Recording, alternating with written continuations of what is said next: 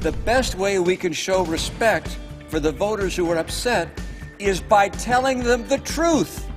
Now on GMU at 6, after a chaotic day, Congress confirms Joe Biden as the next president of the United States. Hear Utah Senator Mitt Romney's bold words during last night's session.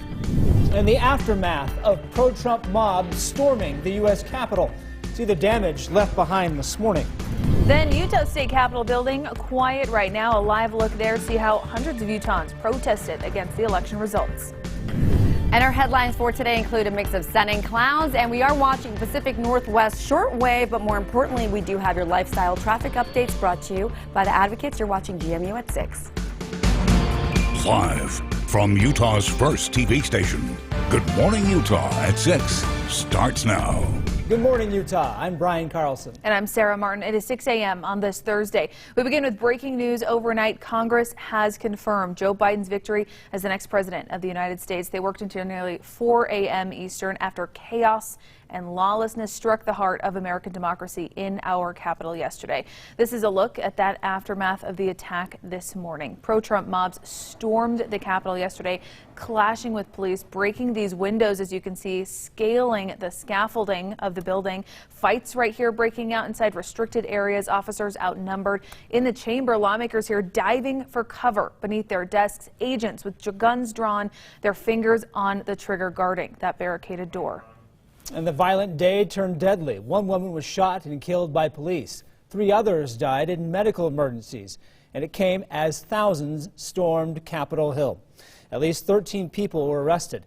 The unrest prompting D.C.'s mayor to declare a 6 p.m. curfew citywide. Leaders across the country now demanding to know why the Capitol wasn't better protected. Utah Senator Mike Lee expressing his outrage last night in an interview with us, saying this. This was a colossal failure from a security standpoint. Foreign powers will work for years trying to come up with a plan like this. And this research was now done for them in a matter of minutes as a result of this failure. According to internal bulletins and intelligence reports obtained by ABC News, there were red flags and warning signs circulating social media leading up to this attack. Law enforcement in D.C. confirming there will be further investigations. And here in Utah, hundreds of Trump supporters also gathered at the state capitol to protest the election results. This is a live look at Utah's Capitol Hill this morning, where things are much calmer and quieter compared to a different scene yesterday. Looking out at the Capitol's lawn, Trump supporters gathered at the State House steps, many of them waving American and Trump flags. With Utah being an open carry state, a large majority were strapped with guns, including AK-47s. Among the supporters was a counter-protester. I just saw a bunch of stuff on the news, and I knew today the Capitol would be dominated with Trump supporters, and I just wanted to try to, I don't know, show my view. Now, once the rally here locally was over, the Utah Highway Patrol helped escort the counter-protester as she left. Utah Senator Mitt Romney made bold statements while addressing Congress last night. Romney condemned President Trump and his supporters and made it clear that members of Congress should take the same stance. What happened here today was an insurrection incited by the President of the United States. Those who choose to continue to support his dangerous gambit by objecting to the results of a legitimate democratic election will forever be seen as being complicit in an unprecedented attack against our democracy. The best way we can show respect for the voters who are upset is by telling them the truth. Romney continued by encouraging his fellow Republicans to move forward and complete the electoral count, which they did. And other leaders in Utah are also reacting to yesterday's attack on American democracy. Some of the strongest words came from Utah Senator Mike Lee. He gave this message to the so-called patriots during a live phone interview with ABC4 News. You will be prosecuted. You should rot in prison for the rest of your lives. Now, other Utah leaders say it's time to move the country forward in a healthy direction. I really count on every American, especially myself, to step up and figure out what we can do to stop this. It's insane, it's inappropriate, it's got to be stopped. I urge you to stand up and speak out against the violence, against the terrorists, against the evil that we have seen in our nation's capital today. While his supporters rioted and looted through the Capitol, President Donald Trump remained at the White House. Hours into the event, he released a video message on Twitter telling supporters to go home, but continuing to call the election into question. It was a landslide election, and everyone knows it, especially the other side. But you have to go home now. We have to have peace. Twitter removed that video and 2 other tweets warning that if the president does not stop breaking the platform's rules, he'll be permanently banned, then went as far as locking his account for 12 hours. Meanwhile, President-elect Joe Biden addressed the protest by condemning violence. This is not dissent. It's disorder. It's chaos. It borders on sedition. And it must end. Biden also tweeted saying, quote, "America is so much better than what we're seeing today." And following the election in Georgia, Democrats won both the state's Senate runoff races, giving them now control of the U.S. Senate. ABC News is declaring Democrat Jon Ossoff as the winner in his race. And ABC is also projecting Democrat Raphael Warnock has defeated Republican incumbent Kelly Loeffler in the other race. Warnock was one of the leaders in the nation's most well-known black churches, now making history as Georgia's first black senator. This is the reversal of the old Southern strategy that sought to divide people. In this moment, we've got to bring people together. Now, with the Senate now split 50-50, Democratic Vice President-elect Kamala Harris will cast any tie-breaking vote. Time now for Utah's most accurate forecast with Erica Martin. Weather rate certified 9 years in a row. Let's check your weather. Erica, it feels like we got a nice morning ahead. We really do. We have a really nice mix of sun and clouds. Once the sun comes out, of course, after first light, around 7:19 for St. George.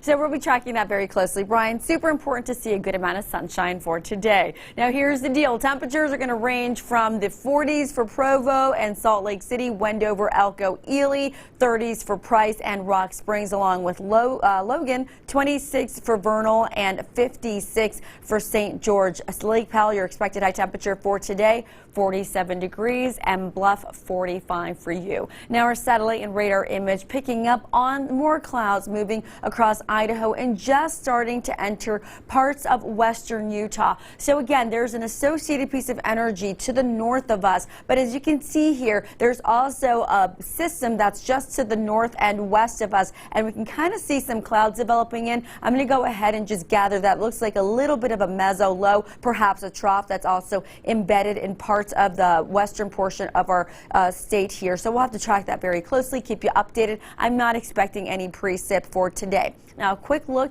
at our traffic flow brought to you by the Advocates. I-15, 1500 southbound. We're not seeing any issues at all. Conditions look pretty quiet out there. As far as the weather is concerned, certainly not going to affect your commute for this morning, but of course we'll keep you updated. In the meantime, back to you. All right, thanks so much, Erica. We are learning more about the delay for Utah teachers to receive the COVID-19 vaccine. Staff in the Granite School District scheduled to get that vaccine January 15th, but the district now saying that date's been pushed back because of delivery issues. We spoke to one teacher in the district looking forward to the day she gets a dose. I'll be jumping up and down when I get the vaccine, especially the second dose. And the sooner we can reduce or mitigate that risk, the better, especially now that there's this new variant that's a lot more infectious. A district spokesperson says elderly and high-risk employees may be able to get the vaccine later this month. And Utah college students are coming back from the winter break to mass testing for COVID-19. It's part of the Utah System of Higher Education's revamped COVID-19 testing plan. ABC4's Northern Utah correspondent Jordan Verdadero reports.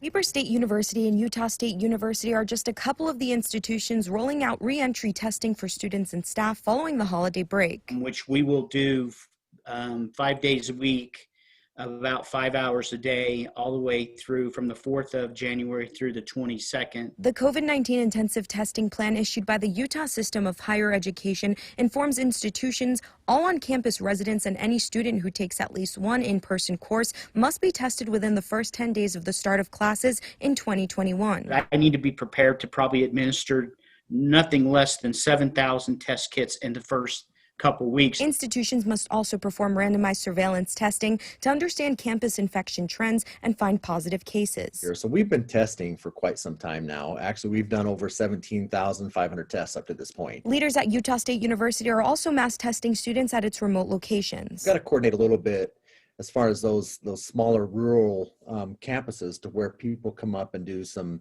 testing or maybe some face-to-face classes and try and get them tested as well. It is mandatory for institutions to participate, but students aren't required to. University leaders say they expect to see compliance. I think it's important that we understand what the impact of the virus is and the spread may be on our campus community so that we can more effectively manage it. Both Weber State and Utah State will continue to perform focused testing like wastewater testing, contact tracing, and regular athletic testing. Reporting in Ogden, Jordan Verdadero, ABC4 News.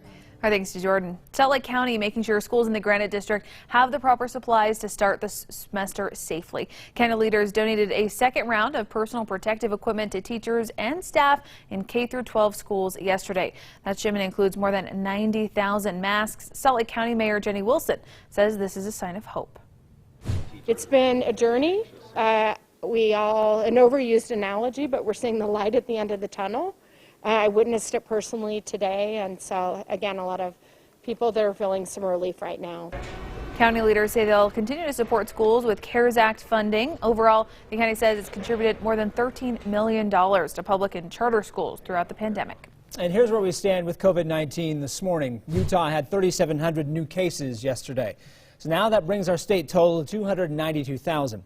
So far, 60,000 Utahns have received the vaccine. 525 COVID patients are currently being treated in hospitals across the state, and 18 more Utahns have died for a total of 1,330. You look at our last 7 days, these are daily case totals popping up. Right now we're averaging 2,900 new cases a day. That's the green line on your screen. Our average testing positivity rate is 32.6%. Utah's unemployment report for December is coming out this morning. It'll outline our job growth, unemployment rates over the past month, and it'll give us a look at the unemployment benefit program still available right now. We're expecting that report at 8:30 this morning. And also today, if you're looking for a job, the Utah Department of Workforce Services is hosting a virtual job fair. Over 1,000 jobs will be available from more than 90 Utah employers. The job fair features jobs in healthcare, transportation, banking, customer service, and education. To pre-register and learn more, just visit jobs.utah.gov. 6:12 now, coming up on Good Morning Utah. Police calling off an Amber Alert this morning. A mother and her infant found safe, who police says is a suspect in this kidnapping. And there's a new king of the trucks. Which car maker is topping the list ahead? But first, here's what's coming up on Good Morning America.